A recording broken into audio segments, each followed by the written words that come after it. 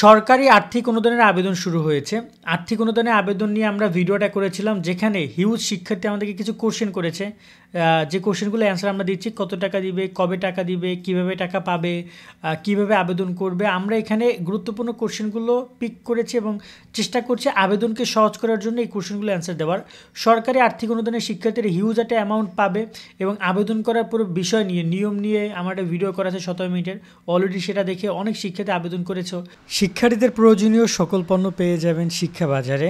Table lamp, calculator থেকে শুরু করে সব কিছু খুবই কম দামে এখানে পাওয়া যাবে। ভিজিট করুন তাদের ফেসবুক পেজ, ওয়েবসাইট, অর্ডার করুন। সারা দেশে হোম ডেলিভারির ব্যবস্থা রয়েছে। যারা তোমরা এখনও সরকারি অনুদানে আবেদন করতে চাও, করতে পারো। আমরা এখানে বেশ কিছু কোশ্চেন অ্যান্সার দিব, এটা তোমরা আগে দেখে নাও, তারপর তোমরা আবেদনে যাও। আগে দৌড়ে যাও না, কারণ অনেক বিষয় আছে। আর তোমরা যারা এই আবেদনের পুরো লিঙ্কটা চাও, যে কীভাবে আবেদন করবা কোন ওয়েবসাইটে গিয়ে, সেই লিঙ্কটা আমি দিয়ে রেখেছি। আমাদের ডিসক্রিপশনে একটা লিঙ্ক পাবা, যে সরকারি আর্থিক অনুদানে আবেদন শুরু, আবেদন করুন। এই অপশনে এসে তোমরা এখানে পাবা যে সরকারি আর্থিক অনুদানে আবেদনের লিঙ্ক। এখানে ক্লিক করলেই তোমরা আবেদনের ওয়েবসাইটে চলে আসতে পারবা। আর তোমরা এই ভিডিওটা ক্লিক করলে তোমরা সরাসরি ইউটিউবে ভিডিও আমাদের দেখতে পারবা, যে ভিডিওতে তোমাদের মূলত আমরা ইউটিউবে দেখিয়ে দিয়েছি কীভাবে আবেদন করতে হবে। অর্থাৎ আমাদের আবেদনের মূল ভিডিওটা তোমরা এখানে পেয়ে যাবা। কেমন? তো দুইটা লিঙ্ক আমি একসাথে দিয়ে রাখছি। এবার আমরা একটু এই প্রসঙ্গ নিয়ে কথাবার্তা বলি, কীভাবে আবেদনের সময়সীমা। আবেদনের সময়সীমা নিয়ে তোমাদের যে মাধ্যমিক এবং উচ্চশিক্ষা বিভাগ, তারা নোটিশের মাধ্যমে জানিয়েছে। নোটিশটা এই মুহূর্তে আমার কাছে ওপেন করা নেই, বাট ওই পাশে রয়েছে, বা আমি এই ভিডিওতে তোমাদেরকে দেখিয়েছিলাম যে তোমাদের এটা 28 ফেব্রুয়ারি পর্যন্ত আবেদনের সময়সীমা দিয়েছে। 28 ফেব্রুয়ারি পর্যন্ত অনলাইনে আবেদন করা যাবে। কোনো ম্যানুয়াল, মানে তুমি গিয়ে সরাসরি আবেদন করবা, বা হার্ড কপি বোর্ডের কাছে যোগাযোগে পাঠাবা, বা তোমার ডাকযোগে পাঠাবা, হবে না। নর্মালি তোমাকে অনলাইনে যা করার অনলাইনে করতে হবে। আর আবেদন করতে হবে জেলা প্রশাসক বরাবর, তো তোমাকে সব কিছু অনলাইনে করতে হবে, কোনো উল্টাপাল্টা কাজ করলে হবে না। কীভাবে আবেদন করবে এটা নিয়ে আমি একটু পরে কথা বলি। কারা আবেদন করতে পারবে, এটা গুরুত্বপূর্ণ কোশ্চেন। এখানে বলে রাখতে চাই, ষষ্ঠ থেকে স্নাতক, এবং যখন আমি আবেদনের শ্রেণী দেখবো, এখানে কিন্তু ষষ্ঠ শ্রেণীর শিক্ষার্থীরা পারবা, সপ্তম শ্রেণীর শিক্ষার্থীরা পারবা, অষ্টম শ্রেণীর শিক্ষার্থীরা পারবা, নবম দশম পারবা, একাদশ দ্বাদশ পারবা। স্নাতক সম্মান মানে যারা অনার্সে পড়াশোনা করছো বিশ্ববিদ্যালয় সেক্টরে বা জাতীয় বিশ্ববিদ্যালয়ের অধীনে বা প্রাইভেটে, তারা পারবা। ডিগ্রি পাস, যারা কিনা ডিগ্রি পড়াশোনা করছো, মানে স্নাতক পাস যারা করতেছো, যারা বিভিন্ন প্রাইভেটে অথবা জাতীয় বিশ্ববিদ্যালয়ের অধীনে, এবং স্নাতকোত্তর অর্থাৎ যারা পাবলিক, জাতীয় বিশ্ববিদ্যালয় অথবা প্রাইভেটে মাস্টার্স করছেন, তারাও এখানে আবেদন করতে পারবা। এখানে মোটামুটি দেয় ক্লাস 6 থেকে স্নাতক পর্যন্ত সবাইকে দিয়েছে। এখন এই জায়গায় অনেকে মাদ্রাসায় পোলাপান এসে বলতে পারে আমাদেরকে কেন দেয়নি। দেখো, এটা শিক্ষা মন্ত্রণালয় থেকে দিচ্ছে। এটা একটা কাদের প্রতিষ্ঠান, এটা শিক্ষা মন্ত্রণালয় থেকে টাকাটা দিচ্ছে। সেক্ষেত্রে কোনোভাবে এটা কিন্তু মাদ্রাসা বোর্ড আলাদা, এটা শিক্ষা মন্ত্রণালয়ের অধীনে হলেও তারা কিন্তু এখানে ওভাবে বলছে না। যার কারণে শিক্ষা মন্ত্রণালয় আওতাধীন যে 9টা বোর্ড আছে এবং বিশ্ববিদ্যালয়গুলোতে শিক্ষা মন্ত্রণালয় আওতাধীন, তাদেরকে দিয়েছে আপাতত। মাদ্রাসা বোর্ডের জন্য যখন এই বৃত্তিটা দিবে, তখন আমরা চেষ্টা করব শেষ প্রসঙ্গে ভিডিও করার, যদি আমার নলেজে আসে, যদি তোমরা কি আমাকে একটু দিতে পারো। কারণ এই আবেদনটা শুরু হয়েছে, এটা নিয়ে আমরা তো কাজ করছি প্রতি বছরই। অনেক শিক্ষার্থী টাকা পায় আমাদের এই আবেদনের মাধ্যমে। এবারে আসি যে কত টাকা দেওয়া হবে। দেখো, টাকা দেওয়ার ব্যাপারটা নিয়ে আমি আমাদের যে এই যে মূল ভিডিও, এখানে আমি প্রুফ সহ তোমাদেরকে ভিডিওর শুরুতেই দেখিয়ে দিয়েছিলাম যে এখানে কোন কোন শিক্ষার্থী গত বছর রেজাল্ট দেখিয়ে দিয়েছিলাম। এখানে প্রত্যেকটা রেজাল্ট প্রকাশ করবে যে শিক্ষার্থীদের টাকা দিবে আর শিক্ষা প্রতিষ্ঠান আর কলেজকে টাকা দিবে। এক্ষেত্রে দেখা যায় কত টাকা দেওয়া হবে। নর্মালি স্কুলের যে সকল শিক্ষার্থী, আমি যদি এই ক্যাটাগরিটা দিয়ে তোমাদের একটু বুঝাই, যে স্কুলের শিক্ষার্থী ক্লাস 6 থেকে ক্লাস 10 8,000 টাকা, একাদশ দ্বাদশ 9,000, এবং বাকি 3 শ্রেণীর শিক্ষার্থীদেরকে 10,000 টাকা করে দিবে। সো টাকার অ্যামাউন্টটা ফিক্সড, এবং এটা নিয়ে আমাদের এই ভিডিওতে আমি প্রুফ সহ তোমাদেরকে দেখিয়ে দিয়েছি।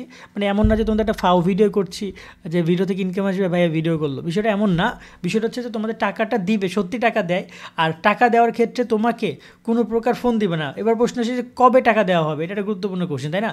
কবে টাকা দেওয়া হবে, এখানে বলে দিয়েছে তারা যে 150 কার্য দিবস, মানে অলমোস্ট 6 মাসের মতো লাগবে টাকা দিতে। তোমরা যারা এখন জানুয়ারিতে আবেদন করবা, তোমরা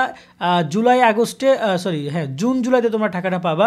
কারণ জুন জুলাইতে এই যে রেজাল্টটা প্রকাশ করেছে, আমরা যে ভিডিওতে বলছিলাম দিলাম, এই রেজাল্টটা কিন্তু জুনে প্রকাশ করেছে, জুন জুলাইতে অর্থ বছর যখন হয়েছে তখন তারা এই টাকাটা দেয়, সকল উপবৃত্তির টাকা একসাথে দিয়ে দেয়। সো তোমরা এইখান থেকে জাস্ট এই জুন জুলাইতে টাকাগুলো পাবা, তোমার মোবাইলে চলে আসবে। টাকা পাওয়ার ব্যাপারে কেউ তোমাকে কোনো মেসেজ করবে না, কোনো ফোন দিবে না, তোমাকে বলবে না, সরাসরি তোমার মোবাইলের মেসেজ আসবে যে আপনার উপবৃত্তির টাকা 5,000 টাকা বা 8,000 টাকা বা 10,000 টাকা আপনার মোবাইলে দিয়ে দেওয়া হইলো, ব্যাস এবার টাকা তুমি তুলে নিবা। কেউ তোমাকে ফোন দিবে না, কেউ টাকা চাইবে না, কেউ কোনো মেসেজ চাইবে না, কেউ তোমাকে কোনো পিন কোড চাইবে না। যারা চাইবে তারা প্রতারক, আমি আবারও বলে দিচ্ছি এই পয়েন্ট এসে, কারণ অনেক শিক্ষার্থীরা আমাদের এই যে পোস্ট আমি করেছি এখানে অনেকেই কমেন্ট করবে যে আমার এই নাম্বারে আমাকে একটু কেউ সহযোগিতা করেন, আর সহযোগিতা কেউ করে না, ফোন দেয় প্রতারকরা, ঠিক আছে। কীভাবে টাকা দেওয়া হবে, ওই যে বললাম তুমি যখন আবেদন করবে, আবেদন করার এখানে একটা নাম্বার চাইবে, সেটা হচ্ছে যে মোবাইল নাম্বার। এখানে অফকোর্স তোমাকে নগদ নাম্বার দিতে হবে, বিকাশ হবে না, রকেট হবে না, নগদ নাম্বার দিতে হবে। নগদ নাম্বার দিলে সেই নাম্বারে টাকা তারা পাঠিয়ে দিবে, কোনো ব্যাংক নাম্বার না, জাস্ট তুমি তোমার মোবাইলে টাকাটা পেয়ে যাবা। শিক্ষার্থীর মোবাইল নাম্বার বা শিক্ষার্থী যদি মোবাইল নাম্বার না থাকে, অভিভাবক মানে পিতামাতা যে কোনো একজনের মোবাইল নাম্বার দিলেই হবে, সেখানে টাকা দিয়ে দিবে। এবার সে প্রত্যয়নপত্র কীভাবে পূরণ করবে, এখানে একটা প্রত্যয়নপত্র চেয়েছে, দেখতে পাচ্ছ যে প্রতিষ্ঠান প্রদান বা বিভাগীয় প্রদানের প্রত্যয়নপত্র চেয়েছে। তো এই জায়গায় তোমাদেরকে প্রত্যয়নপত্রটা কিন্তু পূরণ করতে হতে পারে বা প্রত্যয়নপত্র তোমাদের লাগবে। এক্ষেত্রে প্রত্যয়নপত্র নিয়ে আমাদের একটা ভিডিও করা আছে, ঠিক আছে, প্রত্যয়নপত্র নিয়ে আমাদের একটা ভিডিও করা আছে, তোমরা সেই ভিডিওটা তোমরা দেখো, যেখানে আমরা আমাদের ইউটিউবে তোমরা ভিডিওটা পাবা। আমি আলাদা করে ভিডিও করবো কিনা আমি বুঝতেছি না, বাট যদি তোমাদের বেশি দরকার হয় তোমরা কমেন্টে আমাদেরকে জানাতে পারো, আমরা চেষ্টা করবো সেই বিষয়ে ভিডিও করার, কেমন। তারপর হচ্ছে আবেদন যৌক্তিকতা কী দিব, আবেদনের যৌক্তিকতা, এখানে আবেদন যখন তুমি করবা এখানে আবেদনের যৌক্তিকতা নামে একটা প্রশ্ন আসবে যে আবেদনের যৌক্তিকতা কী দিব। সেখানে আবেদনের ব্যাপারটা হচ্ছে এই যে তুমি কেন আবেদন করতে চাচ্ছ, কেন তোমার টাকাটা পাওয়া দরকার, এখানে আবেদন তো লাখ লাখ করবে, সেখানে তুমি কেন টাকাটা পাওয়া দরকার সেটা যৌক্তিকতা বুঝাবা। যে বিনীত মহোদয়, সমীরয় মহোদয়, আমি হচ্ছে যে আবেদন করেছি কারণ আমরা আর্থিকভাবে অসচ্ছল রয়েছি।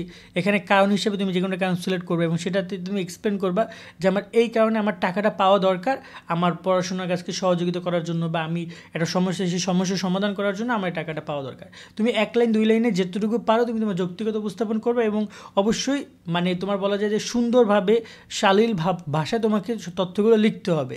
মানে এমন না যে তুমি তোমার বাংলা ভাষায় যা ইচ্ছে তাই করলে গেলে, তা না, তুমি নর্মালি সুন্দরভাবে সবিনয় বিনোদন বা নিবেদন বা যেভাবে মহোদয় এই ধরনের শব্দ ব্যবহার করে তোমাকে যৌক্তিকতা লিখতে হবে। আরেকটা ব্যাপার আসছে যে এইচএসসি 2024 শিক্ষার্থীরা আবেদন করতে পারবে কিনা।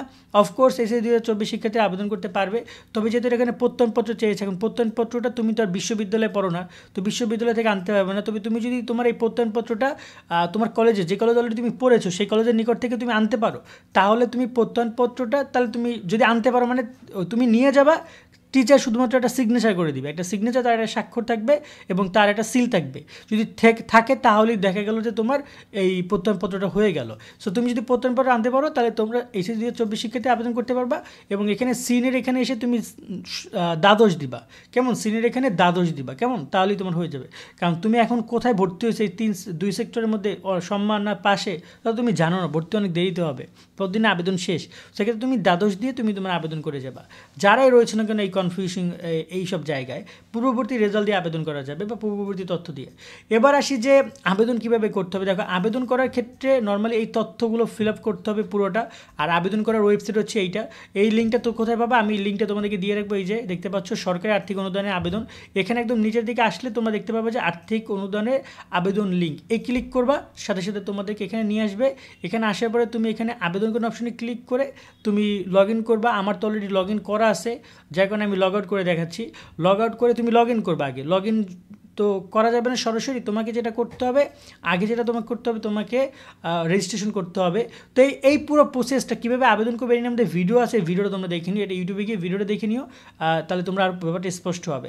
আশা করি তোমাদের আবেদনের পুরো বিষয়টা আমরা স্পষ্ট করতে পেরেছি। তারপর তোমাদের কোনো গুরুত্বপূর্ণ কোশ্চেন থাকলে যাতে করে আমরা তোমাদেরকে সহযোগিতা করতে পারি সেগুলো আমাদেরকে জানিও। সকলে অনেক অনেক ভালো থাকবা। আল্লাহ হাফেজ।